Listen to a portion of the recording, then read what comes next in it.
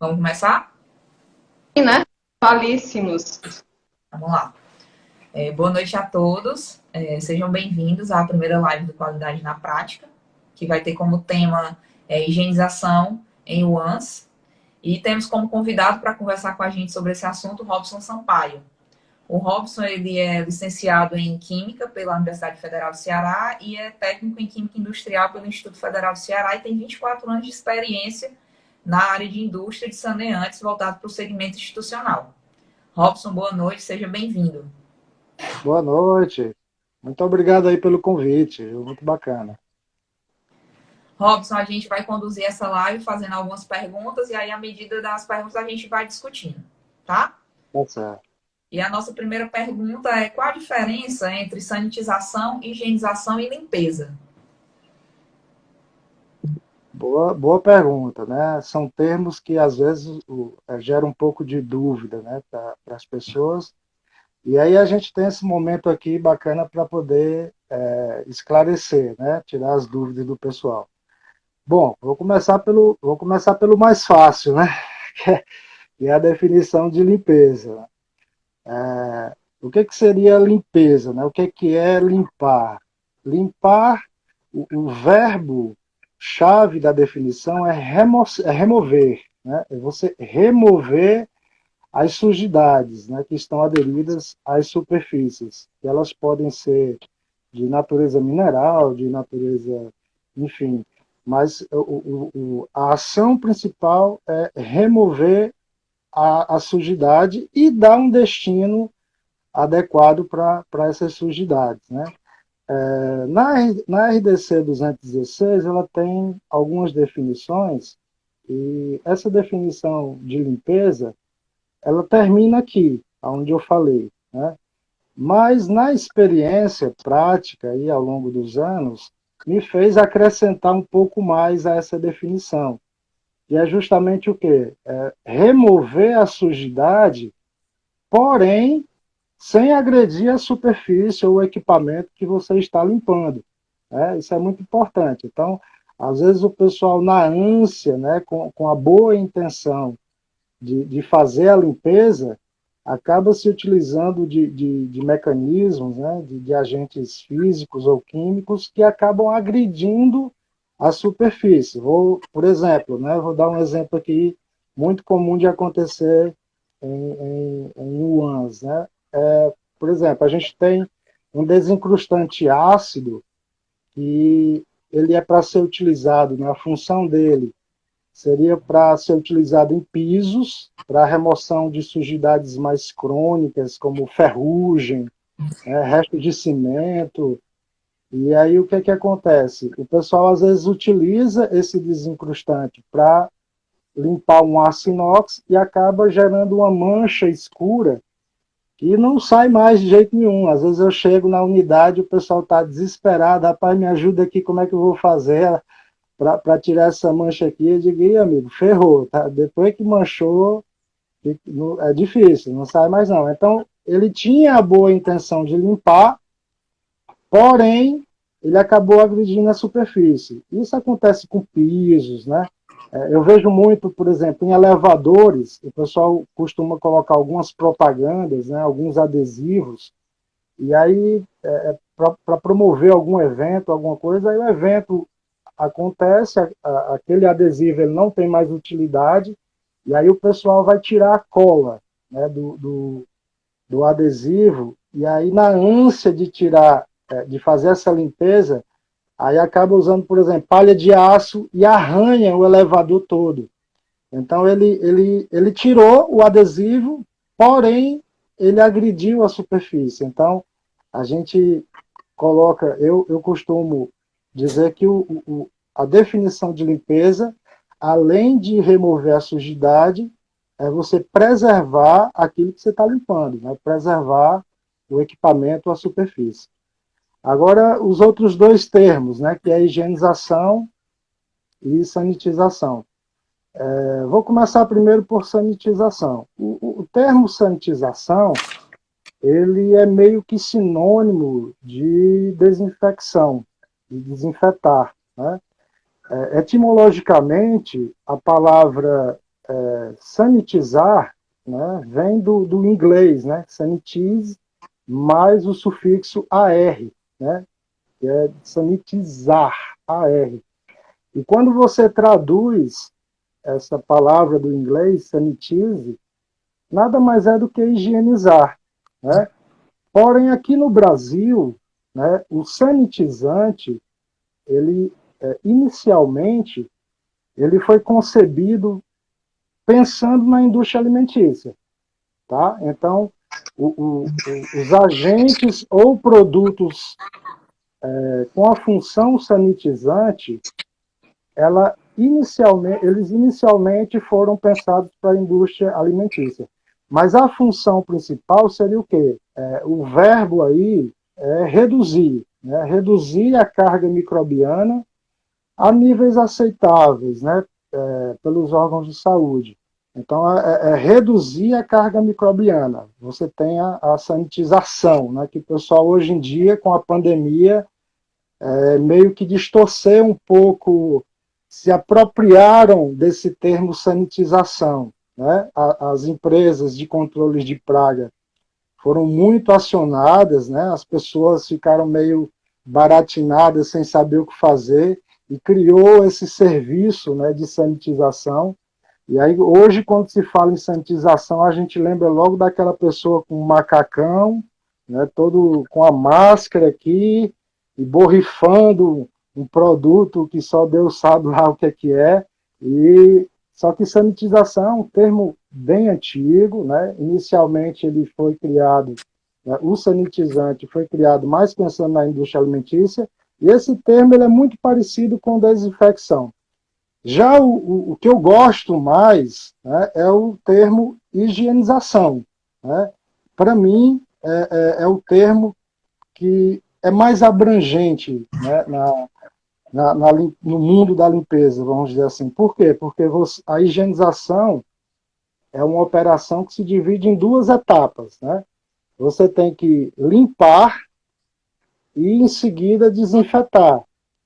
E nessa ordem, né? Limpeza primeiro e depois a desinfecção. Porque quando você limpa primeiro, você já reduz a carga microbiana por arraste mesmo, arraste físico. E aí o que sobra, né, o pouco que sobra, o desinfetante ele vai e consegue eliminar aí 99,9%. A gente não pode dizer que é 100%, porque nenhum desinfetante, até mesmo os hospitalares, a gente não pode dizer que ele elimina 100% da carga microbiana, né? Porque tem algumas bactérias que esporulam que ele não consegue eliminar. E você só consegue, de fato, com a esterilização, e aí é um termo mais pesado, né? Realmente a eliminação total dos micro-organismos, incluindo os esporos. Então, basicamente é isso. Limpeza é remover a sujidade sem agredir a superfície. Sanitização é você reduzir a carga microbiana a níveis aceitáveis. E a higienização, que na minha opinião é a mais completa de todas, é você limpar para depois desinfetar. Fazendo um comentário rápido, a nossa vivência, né? Essa questão dessa remoção, a forma como a gente remove, né? Realmente, assim, vários são os casos. E às vezes a gente pode até trazer isso aqui um pouquinho para a nossa prática em casa, né? Quantas vezes você não faz ali uma preparação numa assadeira, numa frigideira, alguma coisa assim, e aí acaba que fica mais o residual orgânico, né? Preso ali naquela superfície, você naquela ânsia de se livrar daquela situação, daquela carbonização, né? E aí aplica produtos inadequados, ou então faz uso da famosa raspagem, né, Robson? Aí para tirar esse residual, essa carbonização, e acaba, na verdade, até prejudicando o próprio utensílio, né? Nessa hora, se é uma superfície de cerâmica, ela arranha, se é de vidro, ela arranha, se é realmente de teflon, ela arranha. Então, você acaba até criando um problema posterior, né? Que é exatamente tá imaculando, né? Tá tirando aquela mácula protetora da superfície, e você começa, aos pouquinhos, você vai liberando aquele residual químico daquela formação, né? Da constituição daquele utensílio, né? E às vezes a gente não se liga muito nisso, né? De que, não tá só arranhado um pouquinho, mas é esse arranhado que ele feriu, ele agrediu, né? Aquela superfície ali. Você tá, no decorrer, é claro que em pequenas proporções, mas você está trazendo um residual químico ali para suas refeições, né? E é muito importante esclarecer essa terminologia, esses três termos, para a gente aprender a diferenciar eles no nosso dia a dia. Porque muitas vezes quando a gente fala limpeza, as pessoas pensam em higienização, e são coisas diferentes. É importante essa diferenciação na hora de escrever os documentos e também na hora de comunicar com o funcionário, com o colaborador, para que ele entenda o que é que você está querendo dizer quando você vai escrever uma instrução de trabalho. Você escrever usando a terminologia correta, para que o colaborador também se habitue com esses termos, esses três termos, e saiba diferenciá-los para quando você comunicar, ele também entender a mesma linguagem usando essa terminologia mais correta. Com certeza. Robson, agora vamos para a nossa próxima pergunta, que é uma pergunta bem interessante. Os produtos químicos, quando eles são comprados concentrados, qual a importância de realizar a diluição antes da gente utilizá-los? Pronto, bacana. A gente tem algumas categorias de produtos, né? A gente tem os produtos pronto uso, que são normalmente os produtos de uso doméstico, né? Que a gente compra no supermercado. E existem os produtos de uso institucional, de uso profissional, que geralmente são os produtos concentrados. E existem também uma outra categoria que a Anvisa aceita, que são os superconcentrados. Normalmente são produtos que têm diluições que podem chegar acima de 1 para 100, 1 para 200, são diluições bem altas, eles consideram esse termo superconcentrado também. O produto concentrado, ele é uma tendência de mercado, certo? Inclusive no varejo.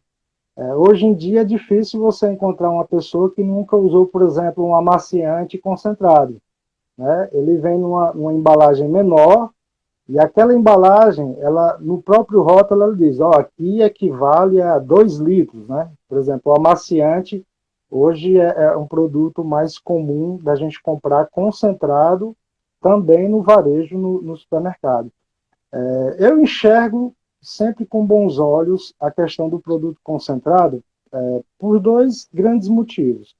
O primeiro é uma questão ambiental.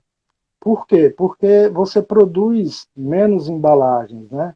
Há um aproveitamento das próprias embalagens para que você utilize essas embalagens depois que você dilui os produtos concentrados, né? Então, a natureza já agradece aí.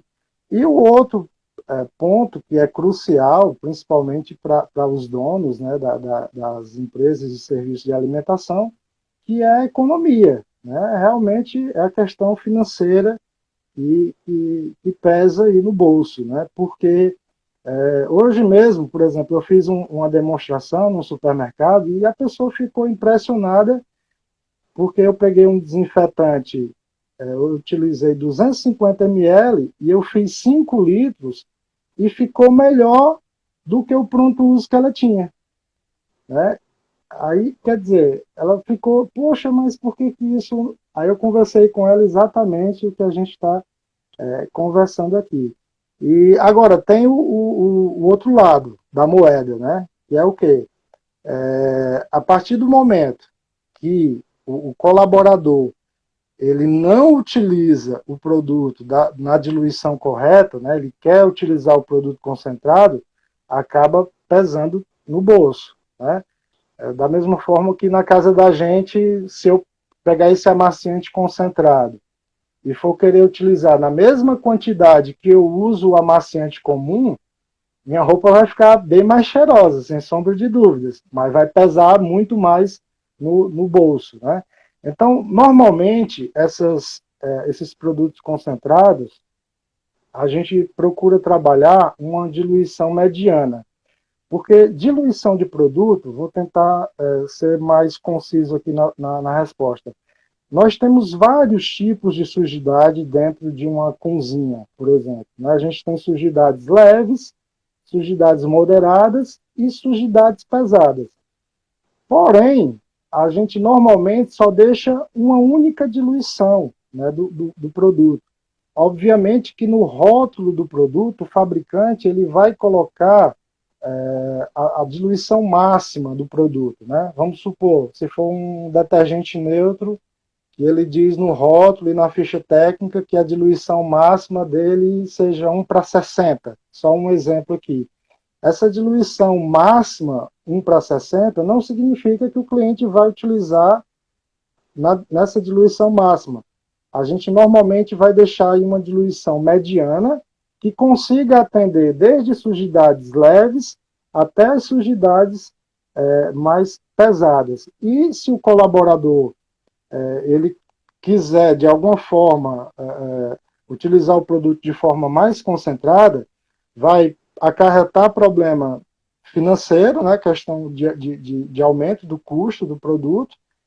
Para ele, né, às vezes, se o produto for um pouco mais agressivo, alcalino, pode agredir, né, as mãos dele, a pele dele, se eventualmente tiver esse contato, e todo mundo perde. Né? Então, o ideal é realmente definir uma diluição que realmente atenda, né, a maioria das situações de sujidades e trabalhar a questão do treinamento do colaborador e arranjar mecanismos, né, diluidores. Hoje em dia o mercado tem várias formas de se fazer essa diluição dos produtos.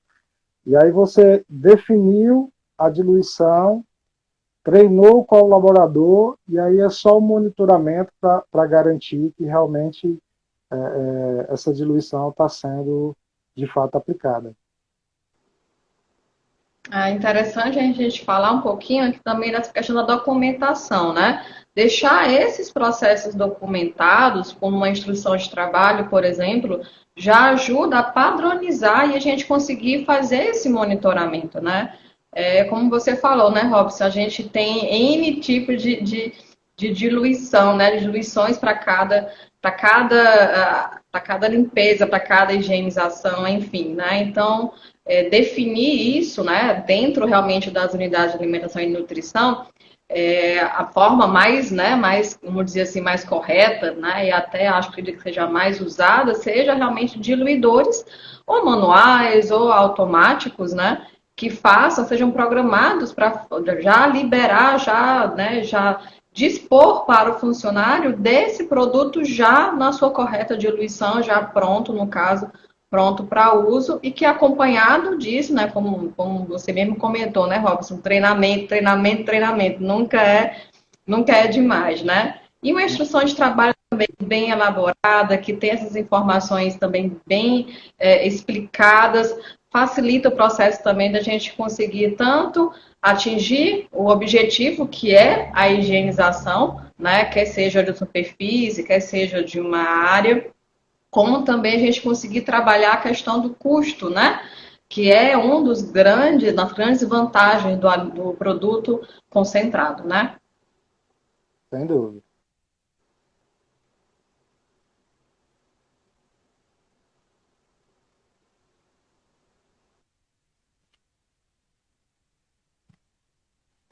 Um outro ponto importante a ser falado com relação à questão do uso correto da diluição é que quando a gente usa o produto muito concentrado, ou às vezes puro, que às vezes o funcionário adora usar produto puro, né? Porque eles gostam de ver espuma. E aí, quanto mais espuma o produto faz, mais água a gente vai usar para enxaguar esse utensílio, esse equipamento. Então, a gente entra também em questões ambientais aí. Ambientais e financeiras, porque a gente sabe que a água não é uma coisa barata. Então, o produto sendo usado na diluição errada vai gerar uma necessidade maior de água para enxaguar. Então, entra um outro aspecto aí de custo, que é a questão do consumo de água. Então, mais relevante ainda, em relação a esses aspectos que são aspectos financeiros, que a gente sabe que empresa vive disso, e o aspecto ambiental, que é uma coisa que está muito em alta, né? Atenção com a questão ambiental. A nossa sem próxima dúvida. pergunta, Robson. Quais as maiores dificuldades para se manter os processos de higienização dentro dos padrões desejados? Eita, rapaz, São difícil a perguntas pergunta, difíceis, né, né? Robson? Essa aí, mas basicamente eu acredito assim que você garantir o básico de produto, equipamento e acessório. Você tem uma cesta bem definida de produtos químicos e de equipamentos e acessórios. E, além disso, né, eu considero esses três pilares da limpeza, que também passa essencialmente pelo ser humano. Né? A gente vê muita coisa evoluindo hoje em dia, mas limpeza ainda é algo que depende muito ainda do ser humano. E eu, sinceramente, eu estou já há 24 anos trabalhando com limpeza, e a gente vê mecanizações, né? A gente, inclusive, equipamentos hoje em dia que fazem trabalho de 10 homens, ela trabalhando o dia inteiro, tem máquinas que faz em 1 hora, mas são limpezas, são processos de limpeza muito pontuais. Você tem que ter uma situação específica para que isso aconteça. Eu diria que ainda 80%, até um pouco mais do que isso, nos processos de limpeza, dependem das pessoas, né? E eu costumo dizer assim que pessoas são problemas, mas também são soluções. É muito bom quando você encontra um colaborador que você sabe que você vai passar uma orientação para ele e ele vai. Você pode virar as costas e ficar tranquilo que ele vai fazer exatamente como você o orientou. Agora, tem também, né, aqueles mal acabados que você fala uma coisa e, rapaz, e ainda tem os espertos, né? Ainda tem aquele que na sua frente ele lhe diz exatamente como é para ser feito, ele sabe, ó, na ponta da língua, todo o procedimento. Se brincar, ele diz o POP, todinho, a instrução de trabalho decorado, mas vira as costas para você ver. Aí começa a fazer. E eu acho que, essencialmente, né, o processo, para você controlar, ter um bom controle de qualidade nos processos de limpeza, eu acho que fundamentalmente é criar esse ambiente de conscientização do colaborador para que ele faça na tua presença, mas principalmente na tua ausência. Né? Se ele realmente internalizar, né, o porquê, né, que ele tem que fazer aquilo. Eu vou dar um exemplo aqui que aconteceu comigo, me lembrei agora. Assim, eu acho que é coisa de 15 anos atrás, mais ou menos, num hospital público, tinha uma pessoa que trabalhava numa lavanderia. E as lavanderias dos hospitais públicos antigamente eram todas no hospital mesmo, não era terceirizado esse serviço. E eu fui acompanhar o processo de lavagem e eu fiquei aterrorizado com a forma que aquela criatura lavava a roupa. A roupa saía horrível, a roupa saía contaminada, essa aqui é a verdade. E aí eu conversei com ela, assim, eu peguei mesmo esse caso para mim, eu digo, não, eu preciso transformar essa pessoa aqui, eu preciso fazer com que ela entenda o porquê que ela tem que fazer o serviço dela bem feito, porque essa roupa vai abrigar, vai agasalhar pessoas que estão acamadas, pessoas que estão debilitadas, ela precisa entender isso. E aí eu comecei a acompanhar e fazer treinamento com ela e, por ironia do destino, a filha dela precisou ser internada nesse hospital. E precisou usar a roupa que ela lavava. E aí ela percebeu o porquê que, de fato, ela tinha que fazer um serviço bem feito. Porque a partir do momento que a filha dela passou a receber a roupa que ela lavava, ela passou a caprichar mais. Pena que foi por um motivo não tão nobre, né? Mas eu acho que quando o colaborador ele desperta essa consciência, ele internaliza essa conscientização de que limpeza é saúde, de que limpeza é evitar doenças, de que limpeza é fundamental para quem trabalha com alimentação, quando ele internaliza isso, né? Obviamente que junto a um processo de acompanhamento, né, um monitoramento, né, que é aquela história, orai e vigiai, né? Aí sim você passa a ter, de fato, uma equipe comprometida com o processo de limpeza e que ele não só se limita aos ASGs, né, as pessoas cuja função é especificamente a limpeza.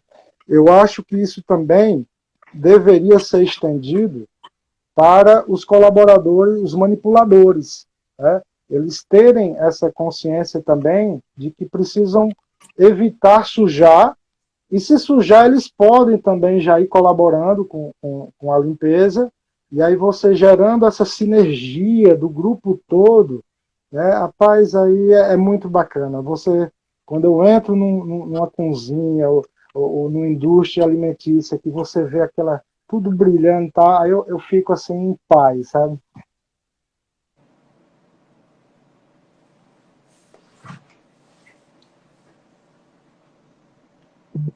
A melhor parte disso tudo, né, é você não só ter essa certeza de que a higienização está acontecendo, que o processo está acontecendo, né? Eu costumo dizer que qualidade é cultura, né? E não muda a cultura de uma hora para outra, né? Nesse caso que você relatou aqui para a gente, precisou de algo externo, né? Algo que fosse muito mais de dentro da pessoa para ela poder despertar, né, para essa questão. Mas eu acho importante a gente falar assim, um pouco disso, que a gente também não pode querer que o colaborador, de repente, ele, né, tome aquela ciência de que aquilo é importante, né? Ou seja, todo o trabalho, ele não é de uma hora para outra, é um fator humano, tem uma cultura ali envolvida, né? E que a gente precisa respeitar e, de certa forma, também compreender, né? Para que a cada novo treinamento, né, ou acaba nova visita, né, no caso do consultor técnico, né, do técnico responsável, esse processo vá realmente permeando tudo, todas as atividades, ele veja que é algo normal, né? Porque assim, às vezes a pessoa se assusta dentro das tem que fazer tal processo, né? Ele disse, não, é um processo normal, como a gente, né, faz todos os dias e tudo. Eu acho que também deixar essa importância muito clara, né, de dizer assim, não, isso faz parte, é normal, não é um bicho de sete cabeças. Ele vai incorporando aquilo dali como algo que seja a rotina. Eu tenho que fazer isso todos os dias, assim como eu escovo os dentes, assim como eu tomo um banho, né? Então, é como você muito bem pontuou mesmo, Robson. Acho que limpeza ainda está muito ligado aí com essa questão do ser humano, né? E a gente tem ainda um longo trabalho, e é bom ter pessoas como você, né, Robson, para ajudar a gente nesse processo. Acho que um dos grandes desafios é desmistificar a cultura doméstica para a cultura institucional, né? Porque o funcionário ele traz de casa uma cultura, um jeito de fazer a higienização, e quando ele chega na empresa, ele acaba querendo reproduzir muito do que ele faz em casa e diz, eu nunca aconteceu nada comigo, por que vai acontecer aqui? Então, acho que é muito de realmente desmistificar essa cultura e também fazer com que eles entendam que eles são muito importantes dentro do processo. Que às vezes o auxiliar de serviços gerais se sente muito inferiorizado dentro da unidade, porque na cabeça dele ele é o funcionário mais inferior do processo, ele acha que diretamente ele não pode afetar o processo. Então é importante que as lideranças também coloquem na mente do funcionário que ele faz parte do processo e que ele é muito importante para a manutenção da segurança de alimentos. Então é muito importante nos treinamentos que isso seja falado constantemente, para valorizar, para que ele entenda o quão importante ele é. E eu acredito que isso ajuda muito nessa aculturação, né? Nesse entendimento e nessa aplicação da maneira correta de trabalhar. Robson, a nossa próxima pergunta fala um pouquinho de um assunto que eu acho que é polêmico dentro das unidades com os funcionários, que são os EPIs. E aí eu queria que você falasse um pouquinho quais os EPIs que são recomendados durante os procedimentos de higienização e qual a importância do uso correto desses EPIs durante os procedimentos. Tá. Bom, assim, eu não sou técnico de segurança, né? Trabalho, assim, mas os anos aí de experiência fazem com que a gente tenha algo a acrescentar sobre essa pergunta, sobre esse tema. É fundamental, né? EPI é algo fundamental para garantir a segurança do colaborador. Né? Eu mesmo já me vi numa situação e eu aprendi com esse meu erro, né? Porque há uma máxima na turma aí, na galera do técnico de segurança do trabalho, e eles dizem que quando você se sente mais competente ali, mais sabedor de tudo ali na função, é quando o perigo se instala, que você acaba abrindo mão, eu sou muito bom aqui, e você acaba abrindo mão da segurança em si com o uso dos EPIs. E eu me vi numa situação, uma vez, que eu estava fazendo uma descarbonização mecânica de formas de assar bolo. As formas estavam com uma camada muito espessa de carbonização, e aí eu optei por não usar o método químico, não usar o produto. Eu optei por usar um equipamento que eu tenho, né, que ele tem tipo uma escova de aço, e ela tem uma alta rotação. E aí nesse dia eu não usei avental, não vai acontecer não. Eu passei uma tarde inteira descarbonizando e eu fui cansando. E nesse meu cansaço, no vacilo que eu dei, a máquina pegou na minha camisa e começou a enrolar. Quase que eu fiz uma lipoaspiração forçada nesse dia. Foi por pouco, né? Mas aí depois eu abri o olho e digo, rapaz, olha eu caindo, né, na mesma problemática de milhares de pessoas que se acham muito ágeis no que está fazendo e acaba relaxando na questão da segurança. E toda a complicação que vem de um acidente de trabalho, né? Imagina, eu sou o provedor aqui da minha casa. Imagina que se tivesse acontecido o pior comigo, né? Toda a minha família ia ser penalizada. Assim como o colaborador, muitos deles eles são a fonte de renda única da família deles, né? E de repente parar a sua atividade laboral por conta de um acidente de trabalho é muito complicado. Daqui que ele vai para o INSS, né? Ter todo aquele processo, enfim. Então eu cito esse exemplo meu, né? Porque ele é muito forte e ele, de uma forma, contando uma história, eu traduzo a resposta dessa pergunta. Né? EPI é fundamental. Então, muitas vezes, a gente vive num estado muito quente, né? E o pessoal tem uma certa repulsa em utilizar os EPIs, porque diz que é muito quente e tal, e acaba não utilizando. Essa aqui é a grande verdade. E aí onde mora o perigo. Então também tem que ser trabalhada essa conscientização com eles, né? E se utilizar de equipamentos mais adequados.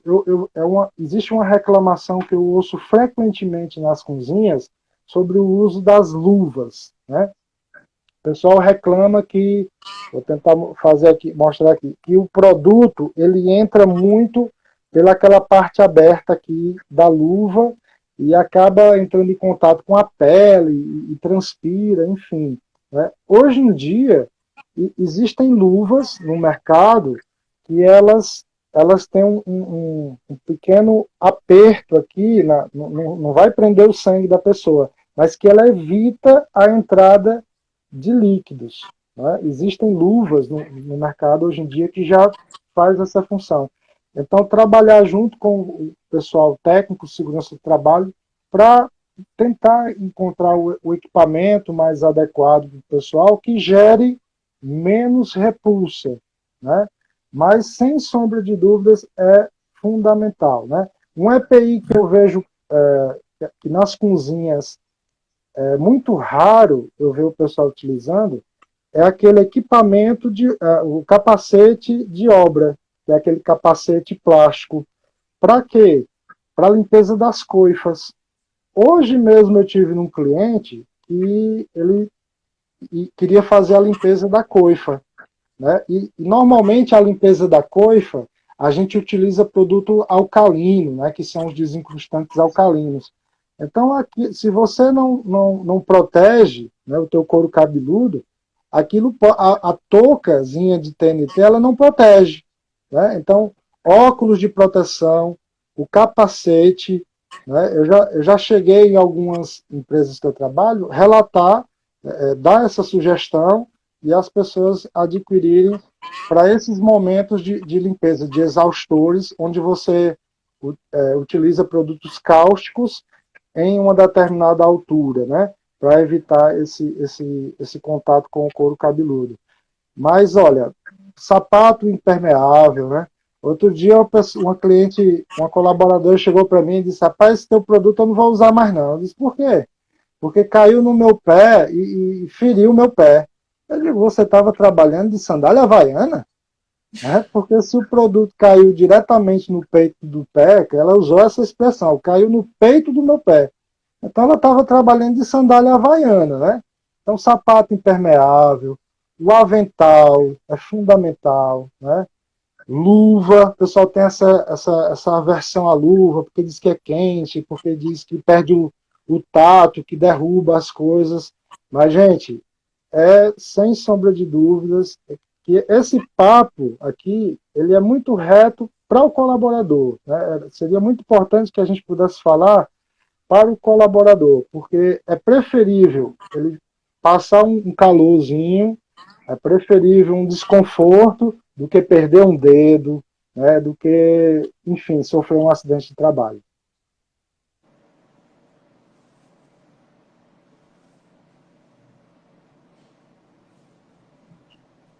Atores, assim, a gente que já tem alguns anos aí, né, já são consultores técnicos nessa questão de higienização, e a gente já ouviu muito absurdo também, né?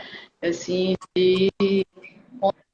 não precisa usar luva não, o produto é tão orgânico, você pode fazer a higienização aqui, né, sem precisar usar luva, assim, eu quase mato, né? A gente já passa anos, né, em treinamento, por cima de treinamento, falando da importância do EPI, que tem que usar, o pessoal da segurança também quase esfola, né, esse consultor e tudo, porque ele foi totalmente né, de encontro com aquilo que a gente já vem tentando mudar. Aí chega uma pessoa, né, teoricamente com um respaldo técnico, e diz assim: não, o produto é muito tão orgânico, você nem precisa usar. E assim a gente quase, né, mata, assim, enfim, né. Mas isso é importante, tanto a pergunta veio, acho que muito por isso. As pessoas ainda têm essa coisa né, de dizer, mas é pouca coisa, né? Eu nem vou passar muito tempo aqui esfregando isso, não tem tanta preocupação. Mas pouca coisa, mas é a rotina, né? E o ano tem muita rotina o tempo inteiro, né?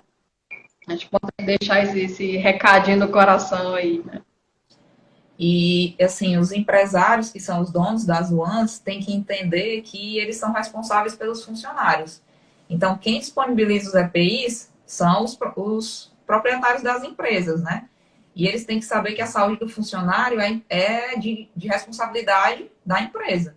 Então, eles têm que adquirir os EPIs corretos, porque às vezes a gente chega nas unidades e o colaborador fala: mas eu não tenho acesso ao EPI.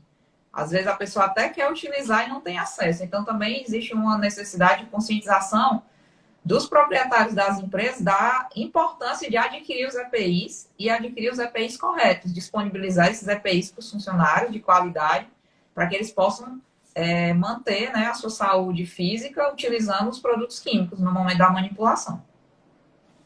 eu queria só acrescentar, isso realmente é uma via de mão dupla, né? A legislação, ela diz que o empregador, ele é responsável pela aquisição do EPI, mas a mesma legislação também diz que o colaborador também é obrigado a utilizar, né? Então, seria muito bom que houvesse esse entendimento e que, de fato, houvesse bem menos acidentes de trabalho. Sim.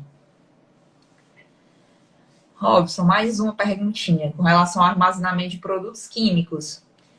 Quais os cuidados que a gente deve tomar ao armazenar esses produtos químicos? Tá. Existe na legislação já a orientação de manter distância, obviamente, né, do produto químico das áreas de manipulação e armazenamento, né, dos alimentos. Então, começa logo na planta da cozinha, né, do estabelecimento, você ter um local apropriado, né, que a gente chama de DML, né, que é o depósito de material de limpeza. Um local adequado para condicionar os produtos químicos. E aí tem um detalhe importante também, que esse produto químico, o ideal é que ele fique sobre pallets, né? Normalmente o pessoal utiliza aqueles, acho que é plástico, né? Os pallets. Por quê?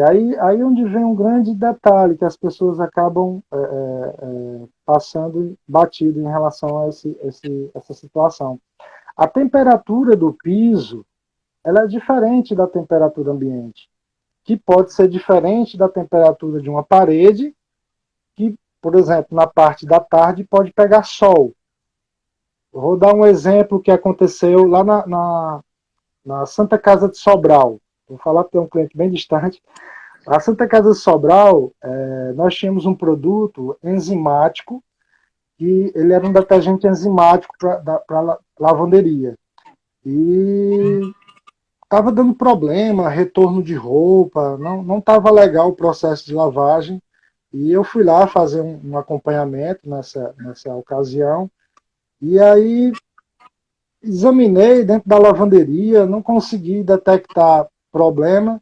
E numa visita, exatamente no DML, lá no almoxarifado dos produtos químicos lá da lavanderia, eu percebi que os produtos estavam armazenados, colados numa parede extremamente quente. E Sobral, aí é que é quente mesmo, né? Na parte da tarde, essa parede ela pegava muita insolação, e isso irradiava para o produto e estava tendo problema com as enzimas.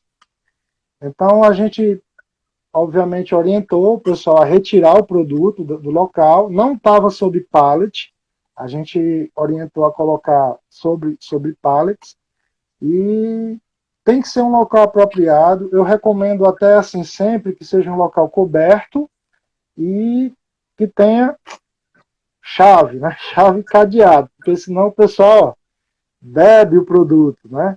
Então tem essa questão do produto em si, para manter as características dele, observar questão de empilhamento também, isso é muito importante. Eu já vi várias situações de embalagens estourando, né, gerando fissuras e o produto vazando por conta de que não estava sendo obedecido o empilhamento máximo, né? Então isso é muito do fabricante, ele conhece a embalagem dele, e aí ele vai dizer, olha, esse produto, o máximo de empilhamento são, sei lá, 3 caixas. Acima disso não pode. Aí se a pessoa colocar uma 4ª caixa em cima aí, pode gerar problema de rompimento aí da embalagem. Então, basicamente, é isso, né? Você ter um local apropriado. Isso, nas UANs, é um tema bem polêmico, porque eu já vi muitas gestoras de unidade, para evitar o pessoal consumir demais o produto, armazenando o produto dentro da própria sala. ali embaixo, ali perto do computador, das coisas. Eu digo, rapaz, por que você está com esse produto aqui? Ela, porque o pessoal está bebendo o produto e eu tenho meu centro de custo aqui que não deixa. Mas é muito complicado, realmente é problemático, mas a gente sempre orienta que tem um localzinho apropriado, em tranca, para ter esse controle, né? Local sombreado, de preferência arejado, e em alguns casos, que tem até uma pia por perto, porque em caso de algum acidente, alguma coisa, você tem uma fonte ali para, de repente, lavar os olhos, lavar a pele. Tá? Isso é muito importante.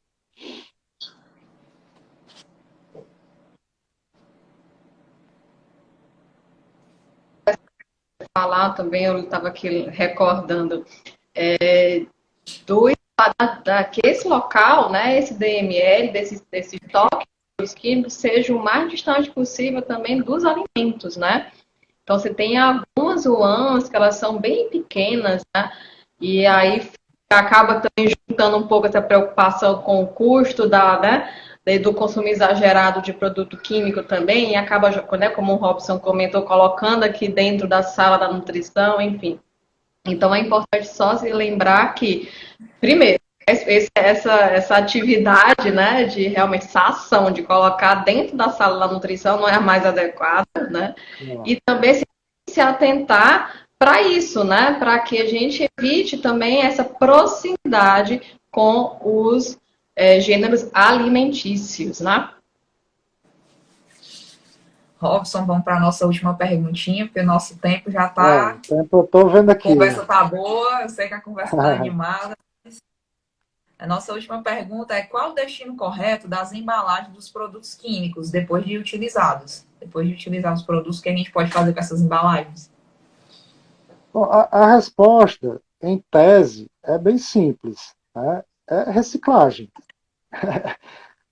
A finalidade é essa. Né? O Programa Nacional de Resíduos Sólidos, a lei já está aí há mais de 10 anos. Já estamos indo para 11 anos que a lei, né, foi instituída. E, assim, eu vejo com muito bons olhos. Realmente é uma questão ambiental muito importante. Né? Você dá uma reciclagem, e a lei ela não trata, não é só de embalagem. Né? A lei ela trata de produtos e embalagem. E a lei, né, a logística reversa, que é um tema bem, assim, hoje em dia as pessoas estão comentando bastante. Em geral, eu sou super a favor, né, em geral, só que tem um outro lado. A gente percebe também que é uma tentativa também do governo em passar essa responsabilidade para as empresas e para o consumidor final. Tá? Porque, assim, a gente está falando de produto químico de limpeza de uso institucional, que aí é o B2B, né? É uma indústria fornecendo para uma outra indústria. Então, o consumidor final da indústria do produto saneante é, por exemplo, a cozinha, né? A empresa de serviço de alimentação. Então, em tese, ela teria que promover um mecanismo aí de fazer essa reciclagem. Mas, por exemplo, o fabricante de produto químico de varejo, né, o que a gente usa na casa da gente, nunca chegou alguém aqui na porta do meu apartamento dizendo: ó, ei, eu vim coletar aqui as embalagens aí de água sanitária, de amaciante que você usou. Então, é uma corresponsabilidade. A lei é muito bonita, né? É uma corresponsabilidade entre empresas que fabricam as embalagens, empresas que utilizam essas embalagens, né? E o consumidor final também.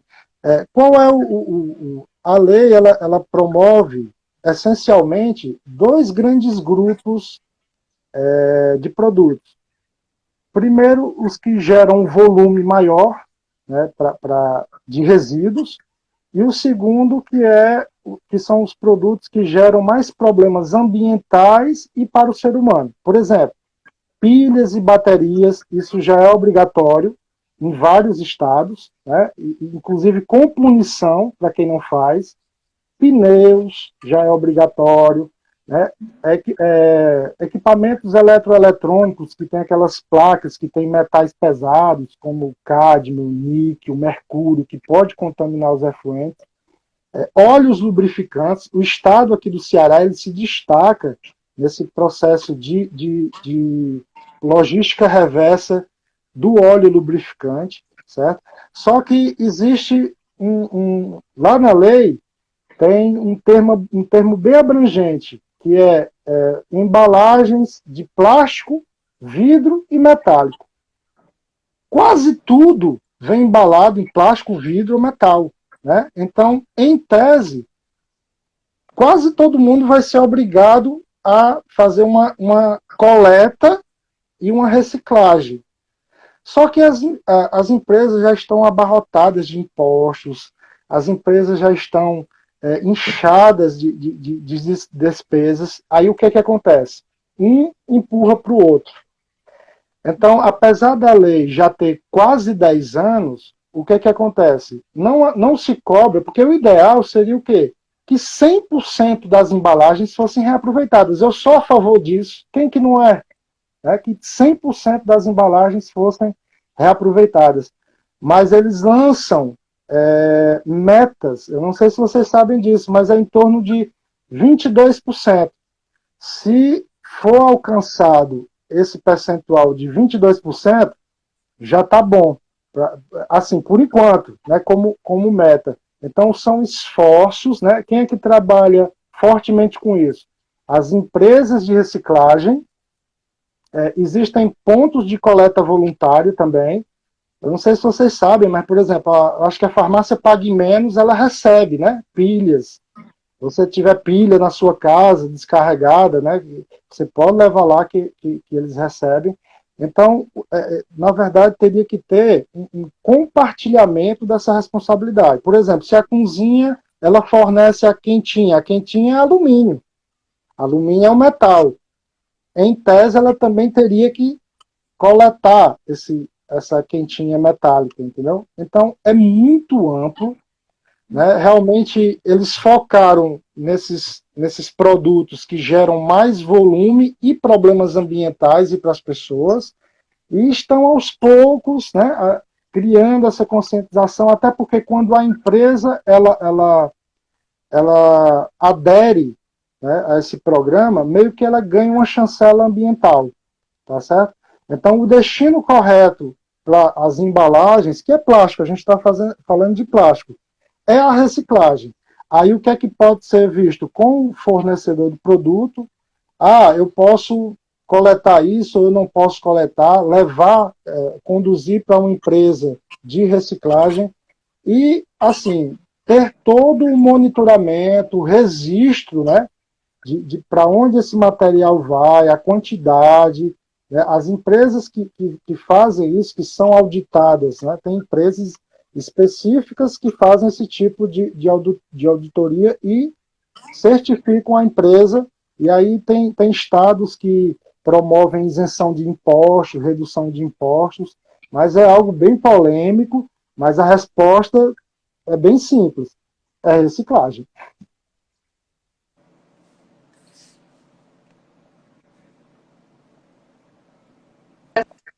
É que, assim, existe muito essa preocupação com reaproveitamento, né? Assim, reciclar, mas é reciclar fazendo com que essa embalagem ela retorne, né, ou para o produtor, ou realmente para quem vai trabalhar com reciclagem, mas jamais reaproveitar a embalagem dentro das unidades de alimentação e nutrição. Né? É muito importante a gente frisar isso, porque às vezes, né, a gente, né, em algumas situações, nós já temos aí uma vivênciazinha aí de um ano, nós nos deparamos com algumas questões assim de reaproveitar a embalagem de um produto concentrado. Não, eu vou pegar aqui para armazenar água, né? Ou então, um negócio bem esdrúxulo, né? Sendo bem radical, né? Então, assim, ter essa preocupação de que quando a gente fala sobre reciclagem, A gente está falando de retornar essa embalagem para o produtor, né? Ou então, realmente, para uma empresa de reciclagem, associações cooperativas que trabalham com reciclagem efetivamente, né? Mas, assim, só reforçando mais uma vez, não é pegar essa embalagem de produto químico, né? E reaproveitar dentro da própria UAN, tá? Acho bem importante a gente deixar isso frisar, deixar isso como um destaque para que a gente assim vá realmente observando isso, né? Vá realmente colocando em prática o famoso PGRS, né? Realmente fazendo jus a esse programa de resíduos sólidos. Né? Gente, agora a gente vai encerrar a nossa live. A conversa foi Tá quase boa, assim. mas o tempo está acabando. Queria agradecer a todos que participaram, especialmente Robson, por aceitar o nosso convite prontamente. Foi muito enriquecedora a sua fala. E deixo aqui para as pessoas que tiverem dúvidas depois, quiserem mandar perguntas, a gente pode depois mandar para o Robson. E aí ele pode nos responder e a gente pode dar um feedback para vocês. Denise, quer falar alguma coisa? Para agradecer mais uma vez, Robson, aí pela parceria de sempre, né? E é sempre muito enriquecedor toda vez que a gente senta para conversar, né? Muito obrigada e até a próxima. Vamos nos organizar para fazer esse bate-papo uma coisa mais rotineira. Bacana. Eu é que agradeço o convite. E como eu sempre falo lá no meu canal no YouTube, né, o HR Limpeza Profissional, investir em limpeza é cuidar da saúde das pessoas. Boa noite, Valeu, gente. pessoal. Boa noite. Tchau, Tchau. tchau. Tchau.